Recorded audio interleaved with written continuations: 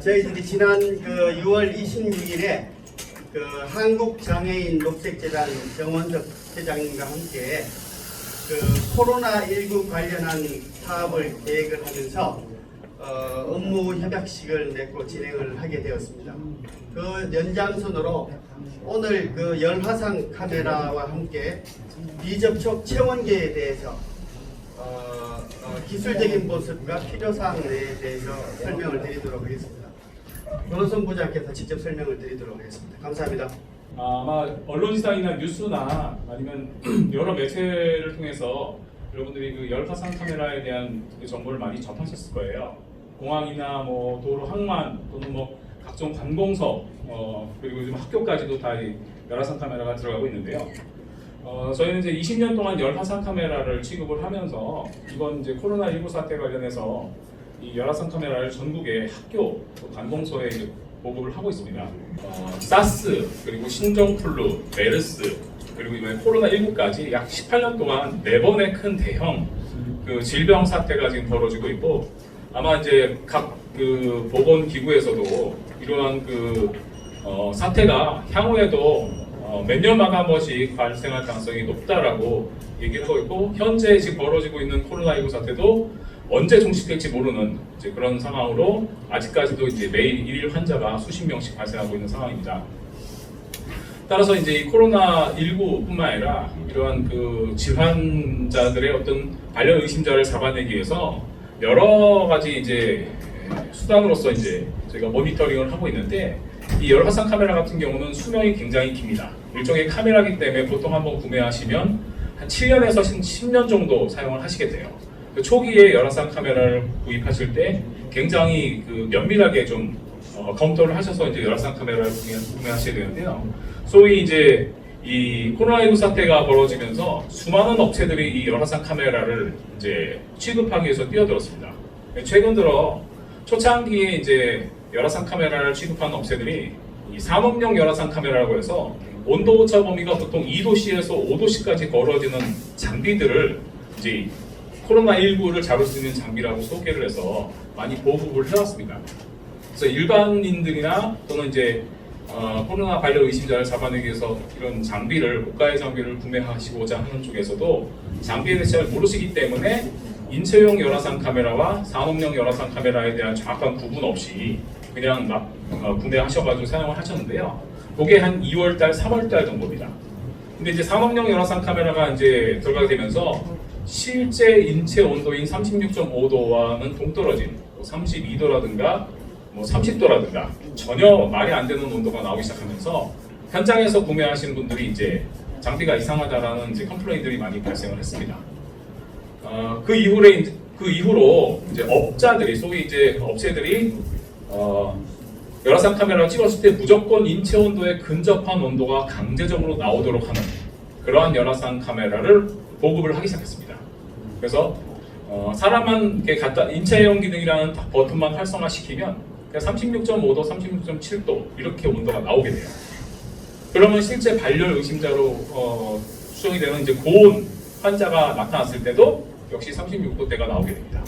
그래서 이제 현장에서는 한 4월달 정도에는 이거 못 잡아냈다. 고온의 온도를 보이는 사람이 지나갔는데도 36도대가 나오더라. 라고 해서 이제 업자들이 이제 조작을 한 장비들이 문제가 생기니까 그 다음에 이제 납품을 하기 시작했던 게 이제 수학적으로 이게 추정하는 알고리즘을 소프트웨어적으로 탑재를 해서 인체 온도에 근접하게 나오지만 실제로 데이터 조작이 좀 정교하게 들어가 있는 그런 열화상 카메라가 보급이 되고 있습니다. 현재도 굉장히 많이 보급이 되고요. 여전히 현장에서 많이 구매를 하고 계십니다. 그래서 제가 오늘 가지고 온 장비는 총 2가지 열화상 카메라인데요. 얘는 온도 오차가 산업용은 보통 2도에서 5도씨 정도 벌어지는데 쟤는 온도 오차가 0.6도 정도입니다. 그래서 인체 온도가 36.5도라고 본다면 한 37.5도와 37.1도와 35.9도 사이의 온도 공포를 보여지고 37.5도 이상의 온도를 가진 사람이 나타나면 알람과 이제 캡처 사진 데이터가 저장이 되도록 하는 장비로서 전국의 학교에 가장 많이 보급이 되어 있는 인체용 열화상 카메라입니다. 장점은 굉장히 사용하기 쉽고 측정을 하기 위해서 걸리는 시간이 굉장히 빠른 시간 내에 측정을 할 수 있습니다. 그리고 상대적으로 굉장히 좀 저렴한 가격으로 보급이 많이 됐어요. 그래서 일선 합계에서 가장 많이 보급을 한 장비고요. 가운데 있는 장비는 이제 설치형 타입이라고 해서 네트워크 기능이 있습니다. 그래서 추후에 이제 뭐 보건실이나 행정실 같은 데서도 원격지 모니터링 할 수 있는 기능이 들어가 있고요. 이 가운데 있는 열화상 카메라는 여기 바로 옆에 있는 까만색 장치하고 한 세트로 구성되어 있습니다. 근데 이 까만색으로 되어 있는 장치를 보통 우리가 블랙바디라고 합니다. 블랙바디라는 장치의 목적은 열화상 카메라는 이제 적외선을 이용하는 광학 장비입니다. 이 적외선을 이용하는 광학 장비는 모든 물체는 다 적외선을 방출을 해요. 그리고 온도가 올라갈수록 적외선 파장이 짧은 파장을 방출을 합니다. 그래서 방출되는 파장의 길이에 따라서 그걸 온도 수치로서 변환시켜주는 장치를 열화상 카메라라고 하거든요. 근데 이 열화상 카메라는 장점은 빠른 시간 내에 사람의 온도 분포를 시각적으로 보여준다는 장점이 있지만, 단점은 사람의 몸속 온도를 재주는 게 아니고 피부의 표면 온도를 재줍니다. 근데 이 피부의 표면 온도는 찬바람을 많이 쐬거나 엄청 뜨거운 태양열을 받게 되면 피부의 온도가 변해요. 그러니까 볼이라든가 귓볼이라든가 뭐 이런 데는 찬바람 쐬면 차가워지잖아요. 그죠? 그래서 열화상 카메라는 그 부분을 보정을 해주지를 못해요. 그래서 그 부분을 보정하기 위해서는 두 가지 방식이 있습니다. 현장에 있는 선생님들이나 운영하는 모니터링 요원들이 그 차이 나는 부분을 수동으로 보정을 하든가 아니면 자동으로 보정을 해야 됩니다. 그래서 저쪽 오른쪽에 있는 파란색 장치는 수동으로 보정을 해야 됩니다. 지금 현재 전국에 그 보급되어 있는 열화상 카메라의 거의 3분의 2 이상이 수동 보정 방식입니다. 근데 이 수동 보정 방식은 상대적으로 가격이 저렴하고 약간의 보정을 해야 되는 번거로움이 있지만 또 빠르게 쓸 수 있다는 장점이 있고요. 자동으로 보정해주기 위해서는 반드시 블랙바디라는 장치가 필요합니다. 이 블랙바디도 역시 전원을 연결해서 36.5도를 세팅해 놓으면 절대 온도 36.5도로 만들어줍니다. 그러면 찬바람이 엄청 불거나 엄청 더운 날 적외선 열화상 카메라로 인체를 찍으면 30도로 나오거나 또는 38도로 나옵니다. 그런데 이 적외선 카메라가 이 블랙바디라는 장치를 맞은편에 마주보고 있거든요. 그리고 얘도 36.5도로 세팅해놨지만 엄청 추운 날은 막 30도, 30.5도로 나옵니다. 그러나 열화상 카메라는 얘가 실제로는 36.5도라는 걸 알기 때문에 30.5도로 나온 걸 36.5도로 자동으로 변환을 시켜줍니다. 그래서 이런 보정 방식에 대해서 이제 완전 수동으로 보정하는 방식에 저런 오른쪽에 저기 파란색 장치가 있고, 완전 자동으로 보정해주는 그런 블랙바디 타입의 열화상 카메라 있고요. 중간에 업자들이 소프트웨어적으로 이제 조작을 해서 보정을 하는 장치들이 있습니다. 주로 이제 보정 단추를 누른 다음에 사람들이 여러 사람이 들어와서 왔다 갔다 하면 그 사람들이 굉장히 추운 날은 32도, 33도, 34도 이렇게 나오거든요. 그걸 평균에서 강제적으로 3.5도나 4.5도를 업을 시켜가지고 보정을 해주는 방식의 데이터 조작 방식의 열화상 카메라가 국내에 굉장히 많이 보급되어 있고, 그 때문에 관계 당국이라든가 또는 구매해서 현장에서 쓰시는 쪽에서 장비의 신뢰성에 대해서 굉장히 그 신뢰도에 대한 문제를 많이 삼고 있습니다. 이거는 무용지물이고 보여주기용 마케팅용 장치다라는, 그래서 이제 이 장치에 대한 신뢰도에 대해서 굉장히 의구심을 많이 표현을 하는데요. 실제적으로 현장에서 소위 업체들이 블랙바디라는 장치를 소개를 하지 않습니다. 이유는 블랙바디라는 장치 자체도 가격이 비싸거니와 그거를 언급해서 얘기하는 순간 자신들의 마진이 많이 희생이 되기 때문에 블랙바디라는 장치를 얘기를 하지 않아요. 그래서 현재 현장에서는 가장 빠르고 저렴하고 이제 신속하게 열화상 카메라를 이제 사용해서 보온 의심자를 잡아내고자 할 때는 저기 수동 보정 방식의 파란색의 열화상 카메라를 지금 현장에서 굉장히 많이 쓰이고 있고요. 국내에 거의 표준이라고 할 정도로 굉장히 많이 들어가 있습니다. 전부 학교에. 그리고 정교하고 아주 세밀하게 잡아내고 싶다. 그리고 날씨 변화에 상관없이 현장 관리자들이 별도의 조치를 취하지 않고도 장비가 알아서 보정을 다 해주고, 그리고 발열 의심자가 있을 때 바로 잡아낼 수 있는 그러한 장비로서는 지금 블랙바디가 있는 이 설치형 타입의 열화상 카메라를 찾고 있습니다. 그래서 관공서라든가 예산이 많은 대기업들이라든가 이런 데서는 그런 설치형 타입의 블랙바디와 함께 장비가 들어가고 있고요. 좀 간편하게 빠르게 이런 설정 타입의 단점은 예열 시간이 필요합니다. 이 장비는 한 10분 정도의 예열 시간이 필요하고요. 아까 중간에 소프트웨어 보정 방식의 데이터 조작을 해가지고 보정하는 업체들의 그 열화상 카메라들의 그 보정 시간은 보통 40분에서 50분이 걸립니다. 그래서 현장에서 학교에서 이제 그런 장비를 구매하시고 나서 아침에 보건 선생님이 너무 힘들어해요. 너무 일찍 출근하셔야 되거든요. 그리고 별도로 소프트웨어 보정을 하기 위해서 이제 작업들을 여러 가지 세팅을 하셔야 되는데 그 과정이 너무 어렵습니다. 그래서 지금 현장에서는 지금 양극화돼서 지금 예산이 있는 쪽은 이런 블랙바디 방식의 열화상 카메라, 예산이 부족하고 좀 빠르게 쓰고 싶으면 이제 저가형의 인체용 열화상 카메라를 쓰고 있고요. 그 외에도 아직도 산업용 열화상 카메라, 이 산업용은 고정 시설물의 열화 현상, 고장 징후를 나타내기 위해서 움직이지 않는 물체의 고온 분포를 잡아내는 장비거든요. 근데 이거를 카탈로그를 수정해서 인체용이라고 등급을 시켜서 굉장히 현장에 많이 소개를 하고 있습니다. 근데 이제 인체는 계속 활동을 하고 움직이잖아요. 그래서 산업용 열화상 카메라는 그 장비가 작동되는 속도가 굉장히 느립니다. 그래서 인체가 이렇게 움직이기 시작하면 그 따라가는 온도 속도가 되게 느려요. 그래서 지금 이제 장애인 센터에서 제가 이제 말씀을 드리고 있으니까 요거는 이제 그 각 지회나 현장에서 용처에 맞게 열화상 카메라에 대한 그 특성을 명확하게 아시고 선택을 하셔야 될 것 같고요. 저희는 이제 장비는 이제 요 두 가지 장비가 제일 적합하고 목적에 가장 알맞다라고 해서 이제 가지고 왔습니다. 그래서 스스로 보호하기 위해서 가장 첫 번째가 뭐냐면 물론 손발 깨끗이 씻는 것도 중요하지만 도구적인 모습에서는 마스크. 일단 내가 전이 전파하는 것을 가장 지근거리에서 커버해 주는 게 마스크고, 그 다음 이제 나에게로부터 일정 거리를 두면서 나 자신을 보호하는 도구로서는 유일하게 비접촉 체온계가 그 역할을 하고 있습니다. 이 비접촉 체온계에 대한 어떤 기술적인 모습이라든가 아니면은 대량 생산이라든가 대기업들이 할 수 있지만 대기업들이 지금 현재 비접촉 체온계에 대량 생산하지 못하는 것도 여기에는 그 세계적으로 인정받아야 될 인정사항이라든가 국내 인정사항들을 대기업들의 부분들이 제한이 되기 때문에 그렇습니다.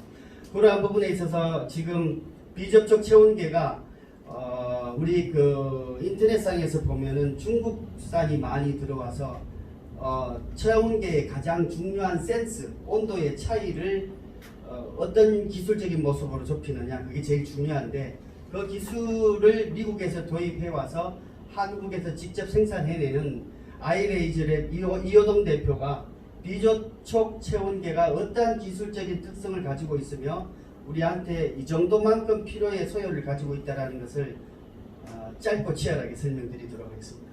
비접촉 체온계를 지금 개발해서 지금 이제 생산을 이제 시작하고 있는 그런 상황입니다. 이렇게 생겼어요. 그래서 이거는 지금 그 흔하게들 많이 아실 거예요. 이렇게 온도가 정상 범위에 들어가면 초록색, 미열 범위에 들어가면 노란색, 그다음에 고열 범위에 들어가면 빨간색 이렇게 돼 있어요. 그리고 지금 사용하는 거는 굉장히 그 즉각적으로 온도가 표시되게 돼 있어요. 지금 저희가 나쁘게 얘기하면 카피고 좋게 얘기하면 벤치마킹인데 브라운 체온계를 많이 따라했어요, 사실은요. 그래서 그런 시스템을 많이 이제 차용을 한 건데, 브라운 시스템 같은 경우 지금 저희가 고객들이 쓰기에 굉장히 불편하다는 느낌이 저희 뭐냐면 측정하는데 시간이 너무 오래 걸려요.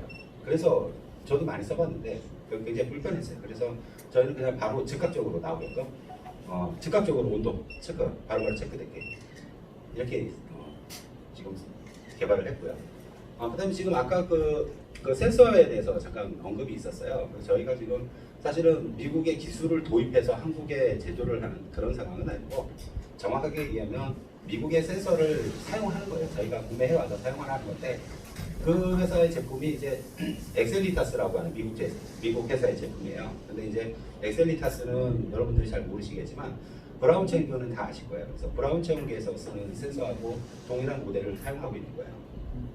그렇게 일단 아시면 되고요.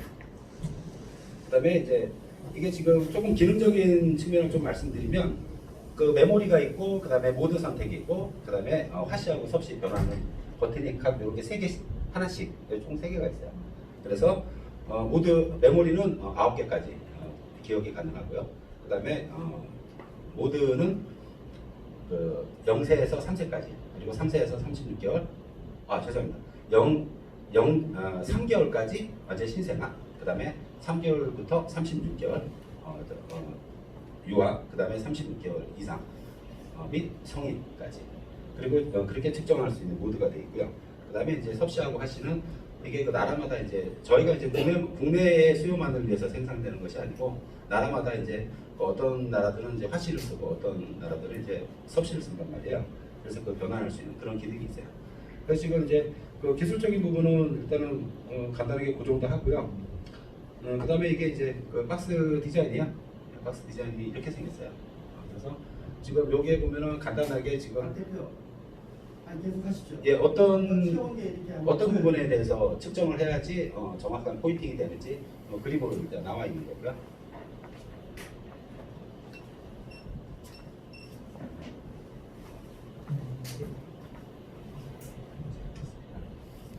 말씀하세요. 예.